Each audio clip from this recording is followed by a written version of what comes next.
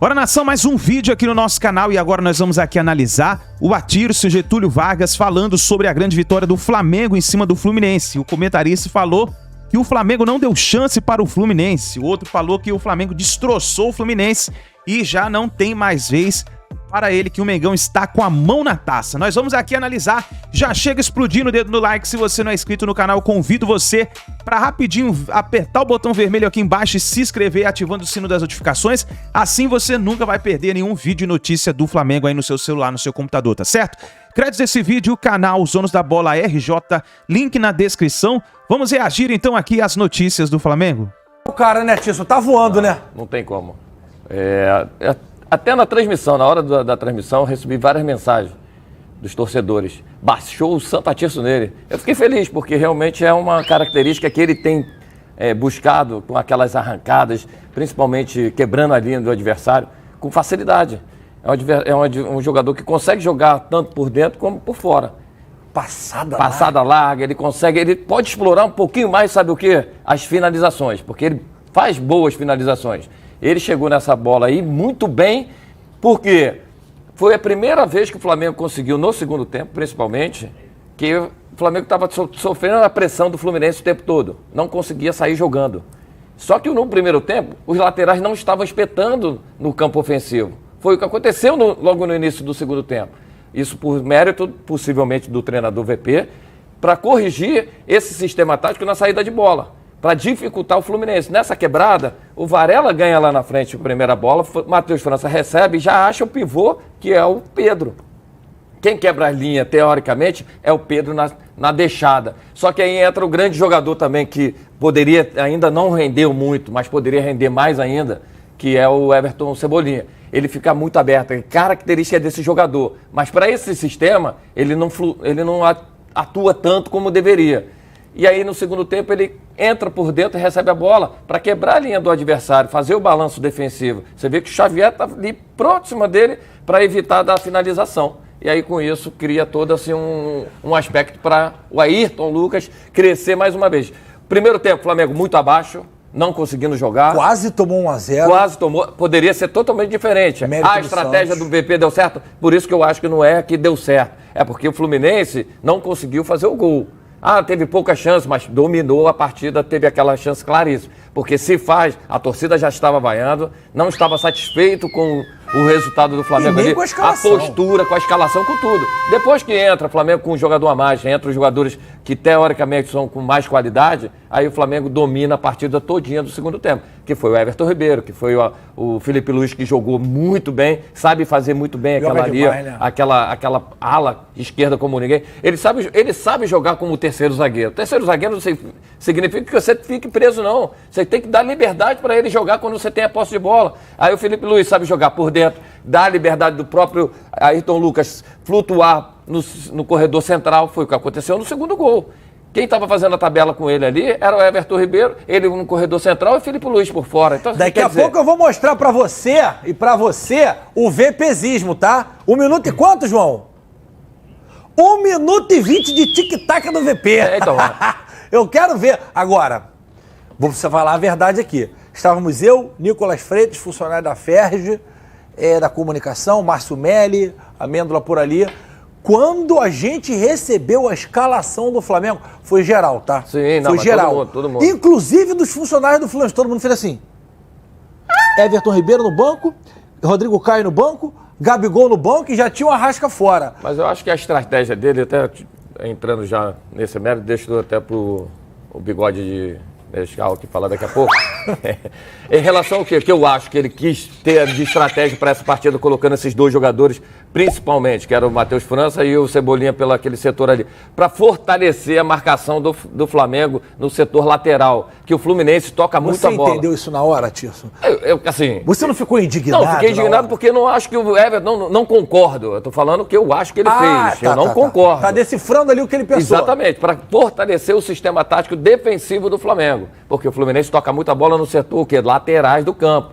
E atrai muito bem o time do adversário para aquele setor, para criar uma situação para buscar o lado oposto. E aí o Flamengo fortaleceu com esses dois jogadores. Pode ver que no primeiro tempo, o próprio Everton Ribeiro e o Everton Cebolinha e o Matheus França, eles não atuaram como jogador ofensivo, mais defensivo. Bigode, você entendeu a escalação?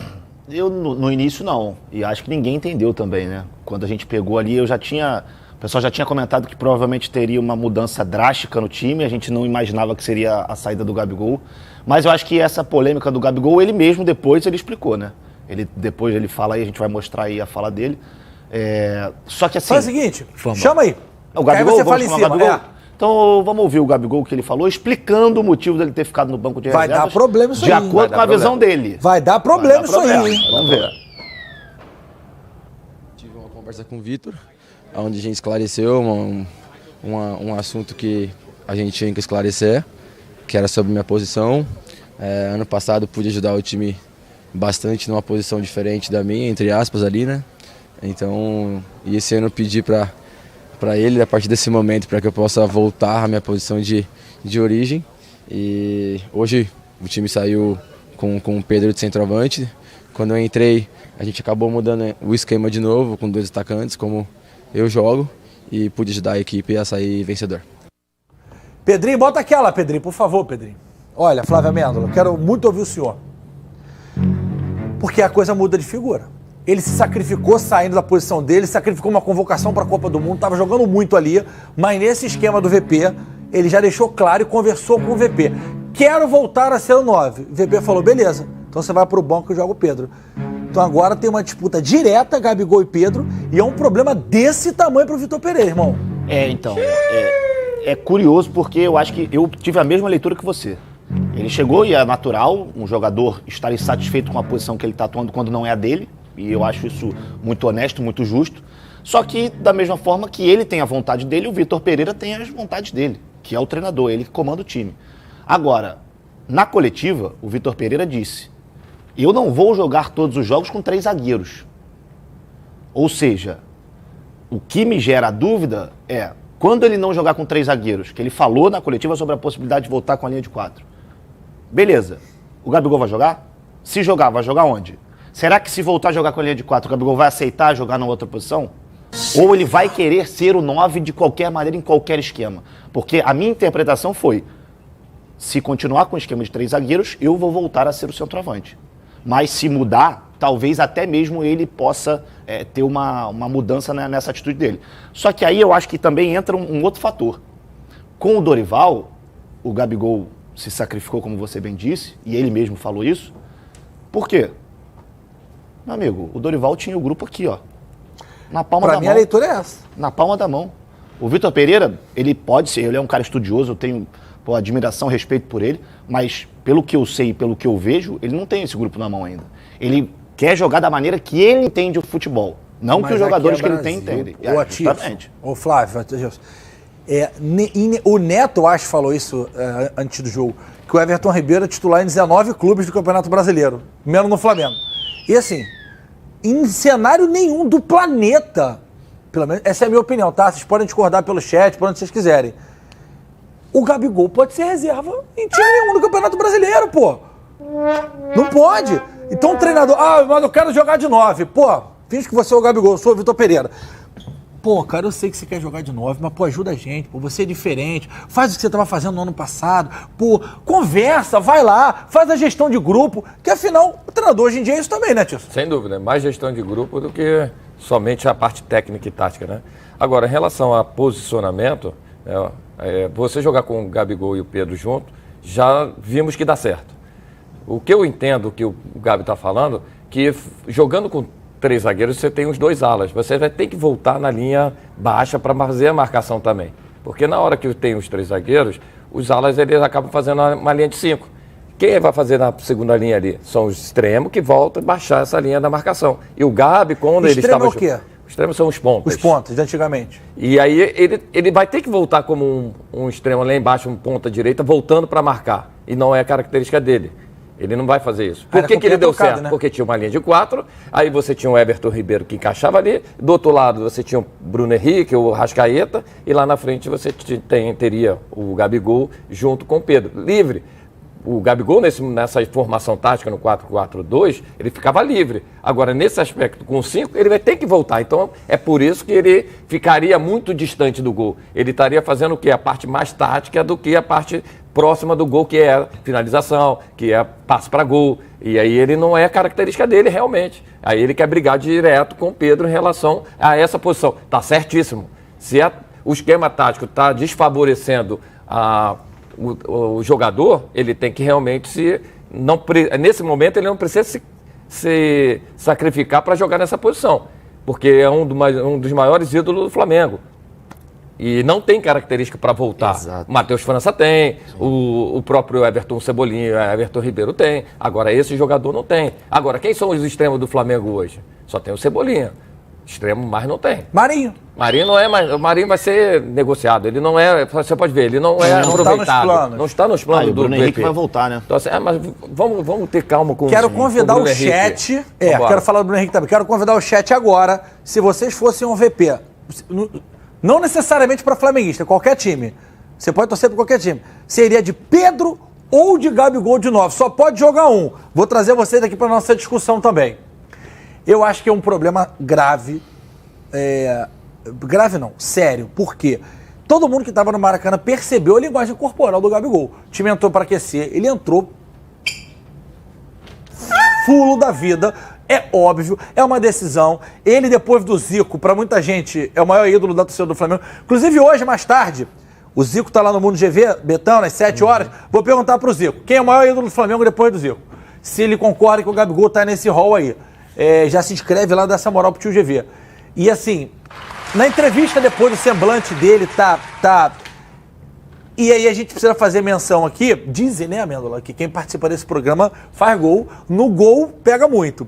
Santos fez a defesa do jogo ali no início, né? Sem e dúvida. vacilo do Gerson, que assim, não foi a primeira, não foi a segunda nos últimos jogos. Sim. E o Santos fez uma baita de uma defesa. Cara, é bom até a gente frisar isso, porque aqui, ainda mais aqui nesse programa, a gente critica quando tem que criticar e elogia quando tem que elogiar. O Santos falhou em alguns momentos, a gente falou isso aqui, mas a gente precisa reconhecer que ele retomou a confiança. O Santos agora está sendo aquele goleiro que a gente acompanhou no Atlético Paranaense, na seleção brasileira. Essa frieza. Flamengo, né? Principalmente ano passado, né? A reta final, que ele foi muito bem.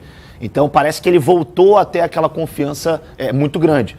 E sobre o time, o erro do Gerson, o Gerson em alguns momentos do jogo ele parecia um pouco desligado, um pouco desconectado. Tiveram uns 2 lances que o André engoliu.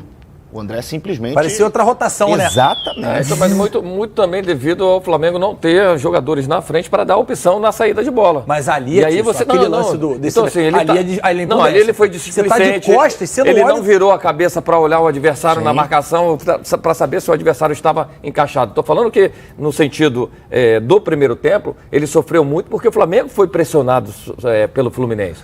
E aí ele João não tá me conseguia. dando uma sugestão aqui. Bora, João. Sem te cortar, mas já te cortando. Você que tem uma experiência internacional de verdade, campeão, seleção brasileira, como é que lida com essa situação do Gabigol, cara? Porque precisa alguma coisa tem que ser feita, tio. Então, na verdade, assim, o treinador já conversou com ele. Agora, da forma da gestão dele, dia, é diferente o europeu para o brasileiro. O europeu trabalha, fala contigo, acabou. O treinador uma vez chegou para mim na Alemanha e falou assim, você é o melhor jogador meu, mas você já fica no banco. Ué? Eu falei, mas como é que funciona isso? Eu sou o melhor tecnicamente, mas ficou no banco. Não, você tem que melhorar a dinâmica.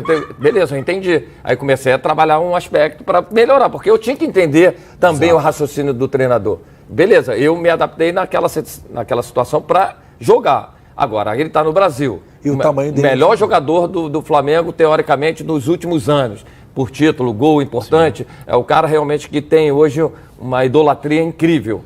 Você bater de frente com um cara desse... Não vai dar certo, sabendo cara. que você não tem hoje. Certo, eu não vejo... O Amêndola falou muito bem. A gente não vê dentro do grupo uma gestão que todos estão satisfeitos. Igual o Dorival Júnior fez com o grupo. Sim. O grupo fez muito bem com o Dorival. Eu falo com o Dorival porque ele pegou no meio do caminho, time bagunçado pra caramba, sem aquela... Sem confiança, sem alegria. E ele resgatou e o Flamengo foi campeão de duas Copas. Libertadores e Copa do Brasil. Então, assim, ele resgatou ali, ele botou 2 equipes para jogar, um no Brasileirão e outra na Libertadores. Você Então, tá assim, falando cara, de Dorival? Aspas do Gabigol aí, ó. Falou de Dorival, os dois falaram, né? Bota aí, Joãozinho. Ó.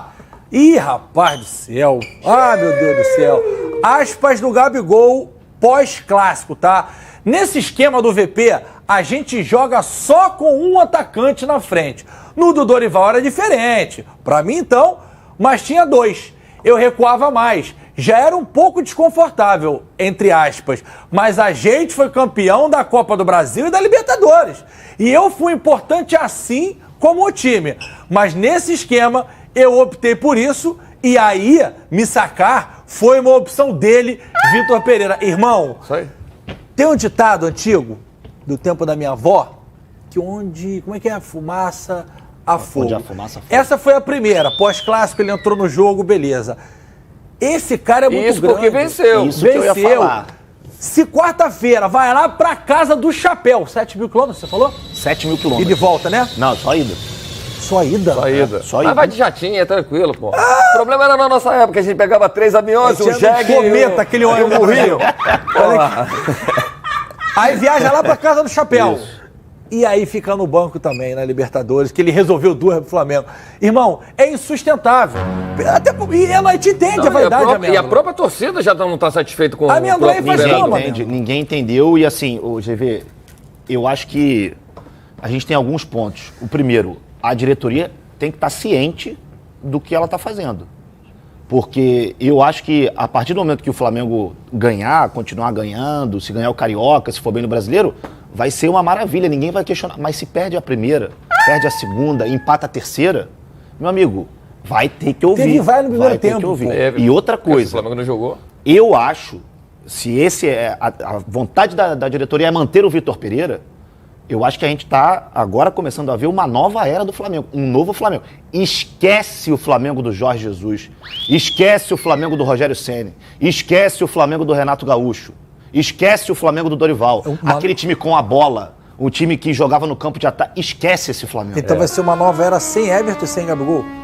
Acho que foi a primeira vez desde 2019 que esse jogador, que o Flamengo entrou sem os 4. Everton Ribeiro, Arrascaeta, Ih, rapaz! Gabigol e o Bruno Henrique, que já estava lesionado, né?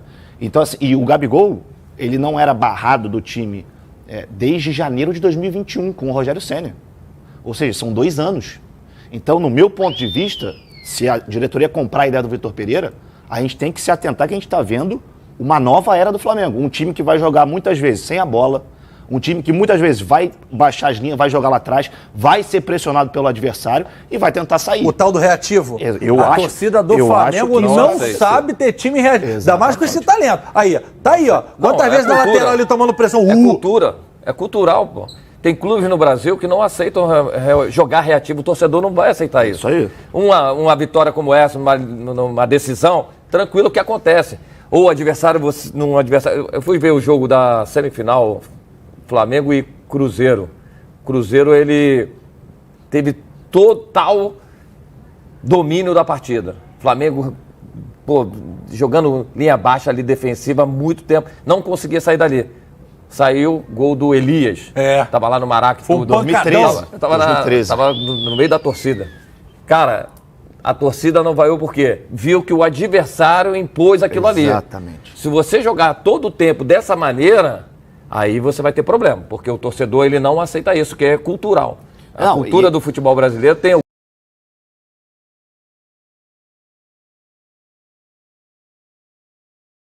Então tá aí, nação, tá aí as notícias aí do Flamengo, tá aí as informações do Mengão. Se inscreva no canal e a gente vai trazendo mais vídeos pra vocês. Mas aí, deixe sua opinião nos comentários pra você. O Gabigol deve ser titular ou deve ser reserva do Flamengo nessa atual montagem aí do elenco que o Vitor Pereira está fazendo? Deixa o like e a gente se vê no próximo vídeo.